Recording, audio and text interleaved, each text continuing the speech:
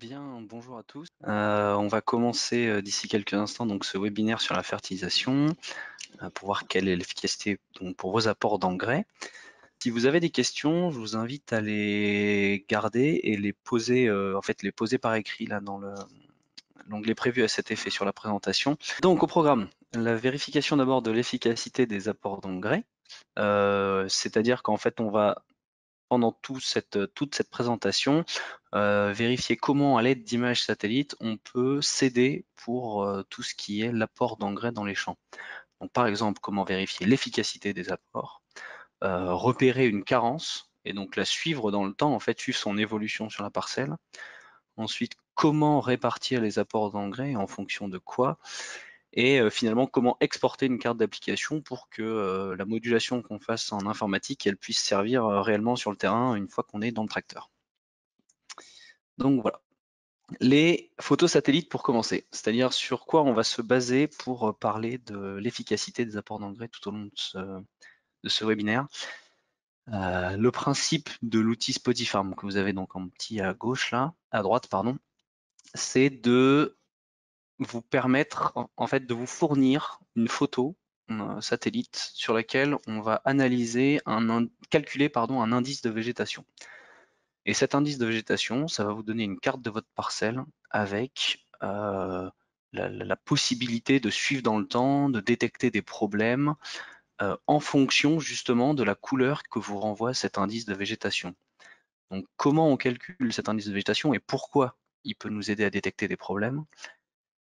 C'est en fait en analysant une différence entre la lumière reçue dans certaines longueurs d'onde, comparé à ce qu'on est censé recevoir, si vous voulez. Puisque les plantes ont la propriété d'absorber, lorsqu'elles sont en bonne santé, dans un certain type de longueur d'onde. Donc, qui sont représentés là, bon, c'est pas très important de retenir tout ça. Là, ce qui est vraiment important, c'est de se dire qu'une plante en bonne santé absorbe d'une certaine manière, une plante un peu moins développée ou un peu moins hydratée ou un peu, ouais, un peu en moins bonne santé, elle va absorber d'une autre manière. C'est ça qui va vous permettre de faire la différence en fait, grâce à l'indice de végétation. Et donc nous, ce qu'on a fait, c'est qu'on a fait des ratios afin de ne pas tenir compte du sol, par exemple, c'est-à-dire qu'on l'a conçu spécifiquement pour les cultures de nos régions également, pour mieux détecter la levée au plus vite, au plus tôt et au mieux. Et donc cet indice, il est également, pour correspondre à ce besoin de suivi de culture, absolu.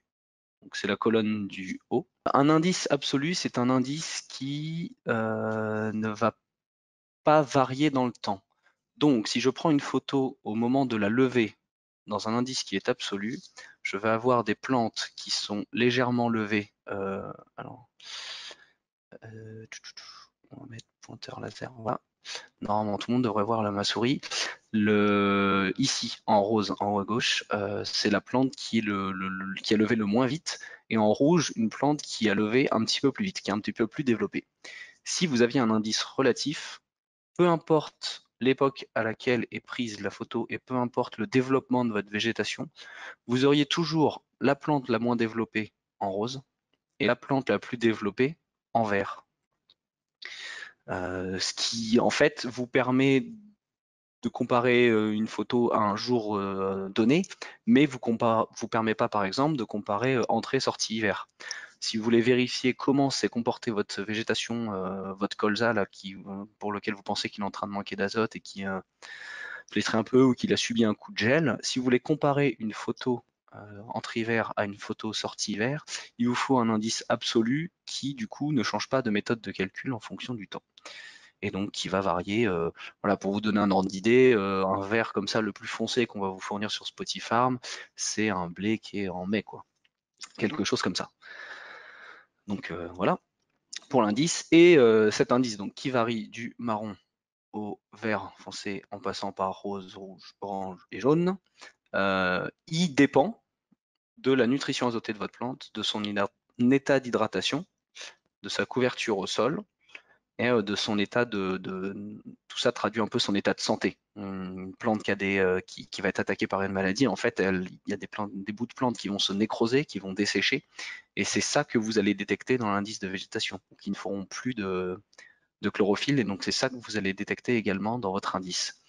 Et donc c'est bien ces trois éléments-là qui jouent sur l'indice. Attention, quand je dis couverture au sol, ça veut bien dire que le sol n'influence pas, c'est le fait que la plante couvre et que du coup on ne voit pas de sol qui vous donne un indice de végétation fort. Donc un blé qui est quand même plus couvrant parce que semé plus serré qu'un maïs va couvrir plus vite et atteindre un indice de végétation détectable plus rapidement qu'un maïs qui a des écartements assez importants au semis, le temps que la plante se développe. Voilà donc pour ce qui est de l'indice de végétation et qu'est-ce qu'on voit en fait sur les cartes. Et donc maintenant, comment on fait une fois qu'on a ces cartes et qu'on a compris à peu près comment elles fonctionnent pour vérifier l'efficacité des apports d'engrais. Par exemple, tout ce qui est la problématique, si vous voulez, du fractionnement. Quand vous faites de vos fractionnements, on vous a dit toujours, premier apport, faut pas mettre au-dessus de 60 unités parce qu'en fait, la plante, elle n'est pas à ce moment-là capable d'absorber.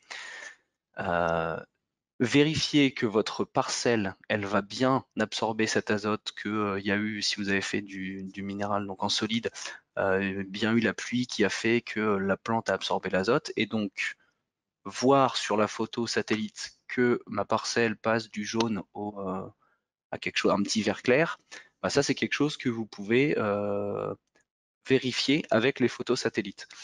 Et donc vérifier l'efficacité en fait des apports quand vous faites votre fractionnement. Ici, donc, on explique simplement le principe du fractionnement, même si j'imagine que ça parle à beaucoup de gens. C'est simplement la dose d'azote qu'il y a dans le sol à un instant T. Donc ici, vous faites votre premier apport, la plante n'est pas encore capable d'absorber beaucoup d'azote, vous en mettez un peu, la plante en absorbe. Pour pallier aux grands besoins de la plante quand elle est en montaison, on refait un deuxième apport. Et pour le troisième, par exemple, pour aller chercher de la protéine, même pour ceux qui font en 4 apports, voilà, vous refaites le même principe.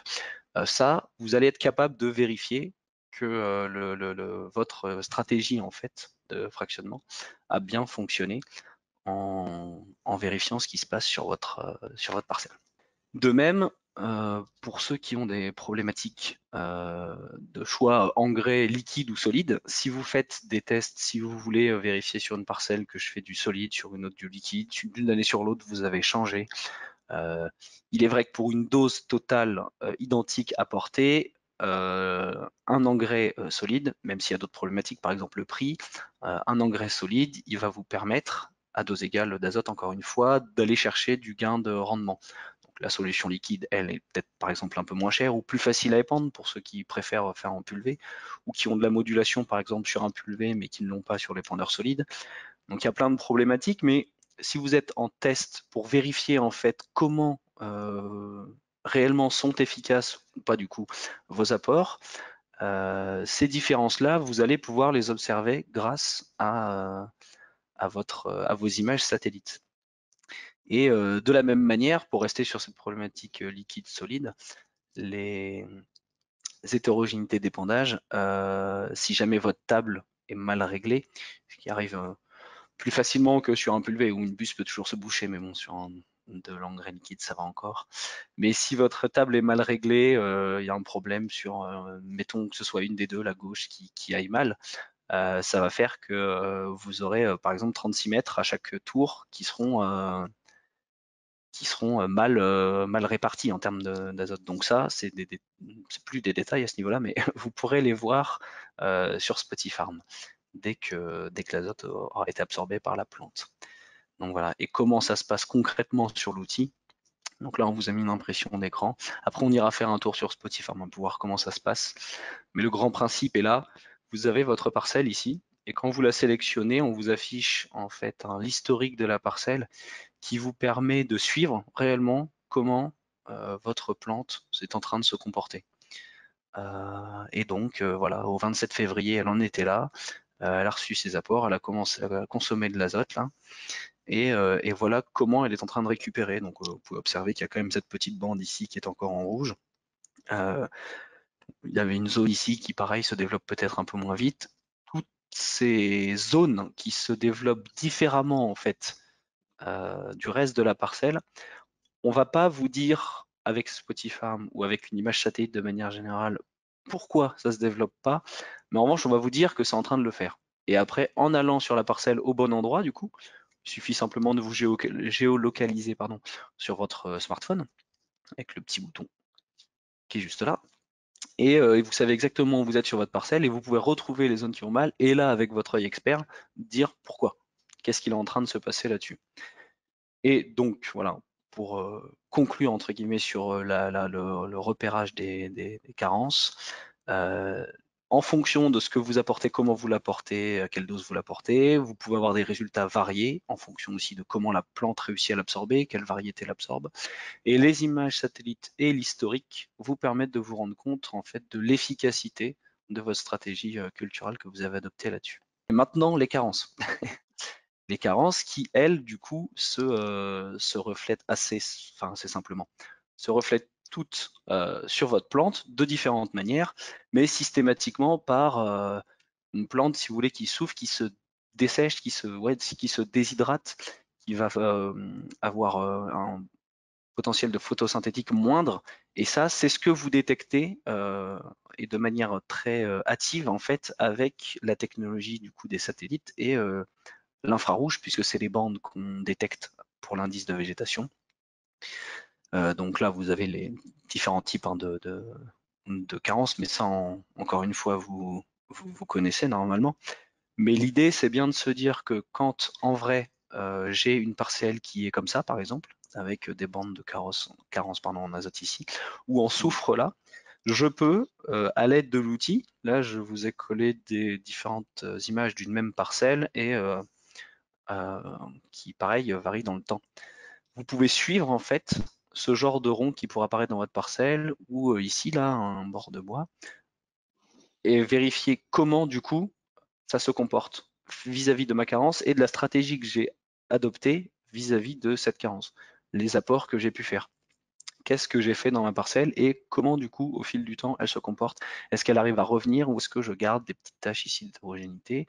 Là j'ai quasiment réussi à rétablir la situation à son niveau normal. Donc voilà, vous allez pouvoir faire le suivi en fait de cet état de nutrition. Et enfin, maintenant qu'on a vu donc les carences et les stratégies de modulation, c'est tenir compte de l'hétérogénéité intraparcellaire en pratique. Donc là, vous avez deux schémas sur la droite qui vous font vous rendre compte en fonction du type de zone ici ou là, quelle est la dose que vous apportez d'azote en stratégie sur une parcelle homogène ou en stratégie pas de modulation. Vous allez mettre la même dose partout, la plante aura les mêmes besoins partout et donc tout ira bien, il n'y aura pas de problème. En parcelle hétérogène, potentiellement les besoins de la plante du coup y varient en fonction des zones de votre parcelle. L'idée derrière une stratégie qui tient compte de l'hétérogénéité de la parcelle, c'est bien du coup d'adapter la dose d'azote à chaque zone de la parcelle en fonction du besoin. Les causes, elles peuvent être multiples, hein. On a mis quelques-unes ici, mais l'historique de la parcelle, vous avez récupéré à la suite d'un remembrement. Il y a des parcelles qui vont toujours mieux que d'autres, ça, c'est comme ça. Topographie, relief, le type de sol, la variété, des attaques, donc des accidents sur la végétation, problèmes de semis, des limaces, peu importe. Mais vous avez des hétérogénéités qui arrivent dans ces parcelles. En fait, on peut dire grosso modo qu'une parcelle homogène, oui, n'existe pas. Et donc l'intérêt de moduler la dose, c'est bien ça, c'est de se dire, ici en vert, si je fais un apport d'azote élevé, c'est un azote qui ne sera pas utile en fait à la plante, alors que là, à l'inverse, j'en aurais mis trop et il va être lessivé simplement par les prochaines pluies et donc il ne servira à personne. En cas d'apport faible, il y a moins de parties de la parcelle qui sont en surplus d'azote, oui, surplus ça, mais d'autres qui sont à l'inverse, sur lequel vous allez trop en mettre en fait. Pas assez, pardon, du coup, c'est moi qui m'embrouille. Ici, si vous faites un apport faible, vous en mettez pas assez, et ici, vous en mettez trop, en bleu. Donc l'intérêt, c'est bien d'apporter la juste dose. Et donc voilà, une parcelle hétérogène en image, encore une fois, vous avez ici les bandes qui correspondent à 4 variétés, donc une bande, 2 bandes, 3 bandes et 4 bandes. Ça fait de l'hétérogénéité. Ici au milieu, vous avez un ancien chemin. À gauche, une ancienne parcelle et à droite, une ancienne, où vous voyez qu'en fait, entre chaque bande, il y a une hétérogénéité. Et ici, en plus, vous avez des ronds qui sont en fait des anciens bois. Donc, ce qui vous donne énormément de raisons pour, dans cette parcelle, adopter une stratégie qui s'adapte à l'hétérogénéité de ma parcelle et donc qui va moduler mes apports d'intrants. Donc voilà le pourquoi. Et pour vous donner des ordres d'idées, donc une source BIAPI qui ont fait des calculs en fait sur les gains potentiels qu'on peut faire en modulant les interventions en fonction du type d'intervention. Et donc vous voyez que le gain par hectare par an sur la fertilisation de fond par exemple, ça peut quand même aller jusqu'à 60 €. Tout ça, ça va être fonction des conditions évidemment, c'est-à-dire que potentiellement c'est entre guillemets que 30, même si c'est déjà pas mal. Mais vous avez donc bien un intérêt économique à apporter la bonne dose au bon endroit, même si c'est intuitif. On a tous envie de se dire, bah oui, si j'apporte la bonne dose, je vais gagner de l'argent. Le calculer et le chiffrer est toujours intéressant. Et donc là, voilà, on vous a mis des petites notions chiffrées ici. Voilà, et maintenant on va regarder comment créer des cartes de modulation et ensuite comment les envoyer dans le tracteur sur Spotify Farms. Vous reprenez une parcelle que vous sélectionnez et vous allez choisir donc l'image satellite, la dernière disponible, et ensuite vous arrivez sur cet écran que vous avez devant les yeux. L'écran ici, il vous permet simplement en 2 clics, en rentrant votre dose moyenne et votre nombre de zones, de valider votre carte de modulation. C'est-à-dire que l'algorithme qui est dans Spotify Farm va détecter en fonction des informations de la photo satellite les zones qui sont homogènes entre elles. Et donc, si vous demandez 3 zones, il va découper en 3 zones homogènes entre elles, donc qui nécessitent la même dose d'azote. Et donc, vous n'avez plus qu'à rentrer la dose que vous voulez pour votre rapport, pardon. Forcément, ça doit être en solution 27 ou en ammonitrate 33,5, peu importe ce que vous avez. Vous pouvez répartir donc la dose ici et votre carte est en fait prête directement. Si vous voulez aller un peu plus loin, vous avez des options donc, qui vous permettent déjà d'augmenter le nombre de zones et d'aller jusqu'à 6 zones par parcelle. Par exemple, si vous avez des grandes parcelles ou de très fortes hétérogénéités dans votre parcelle. Et ensuite de choisir un type de stratégie de répartition. Donc soit vous faites de l'optimisation, auquel cas vous mettez beaucoup d'azote à l'endroit où la plante est déjà développée, en vous disant que vous maximisez son potentiel, et à l'inverse, vous en mettez peu aux endroits où la plante est moins développée, en se disant que ça serait gâché. Soit vous faites de la compensation, et donc là, vous vous dites, il y a des parties qui sont moins développées, mais c'est pas dû à mon sol, c'est dû à d'autres choses, un accident qui a retardé la levée ou je ne sais quoi, et vous voulez compenser, et donc se dire les zones qui sont un peu moins développées pour le moment, je vais leur donner de l'azote pour qu'elles rattrapent, et à l'inverse, celles qui sont déjà très développées, ça veut dire peut-être qu'il y avait déjà plus de reliquats azotés, ou peu importe, et donc je compense et j'en mets un petit peu moins. Donc là, vous avez le choix dans le type de répartition. Et ensuite, le calcul de la dose. Donc nous, on a notre algorithme qui vous calcule une répartition de doses que vous voyez là automatiquement, en fonction du nombre de zones que vous avez choisi bien sûr.